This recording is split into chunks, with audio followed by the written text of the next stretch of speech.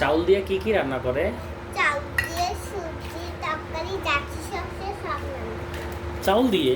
হুম। হ্যাঁ, চাউল দিয়ে ভাত রান্না করে, পোলাও রান্না করে, খিচুড়ি রান্না করে। চাউল দিয়ে কেউ সবজি রান্না করে? তুমি বুঝতে পারছো কি ওটা? চাল দিয়ে সুজি রান্না করে সেই মজা হয়। চাউল দিয়ে সবজি রান্না করে?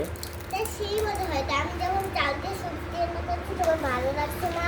হ্যাঁ, ওইটা তো খিচুড়ি হয়। চাল, সবজি, ডাল একসাথে দেয় যখন, তখন ওটা তো খিচুড়ি হয়। খিচুড়ি মানে আমরা খিচুড়ি বানাইতেছি। হুম। খিচুড়ি মেহমান আসলে খিচুড়ি নাকি পোলাও খাইতে হয়? সেটাই তো, তুমি কি রান্না করবা? পোলাও।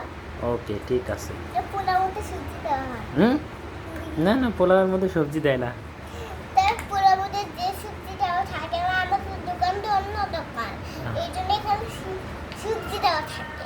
ও, আমাদেরটা অন্য দোকান? হুম। আমাদের দোকানে পোলাওয়ের মধ্যে সবজি দেওয়া থাকে? হুম। আচ্ছা আচ্ছা, ওকে, ঠিক আছে। এই জন্য সবজি আর বাসায় রান্না করতে হয় না। হুম হুম হুম। এবার আমি কি করি, এখানে দেখবো না, দিয়ে সাথে সাথে এখানে আমি এটা দিয়ে দিই। এখন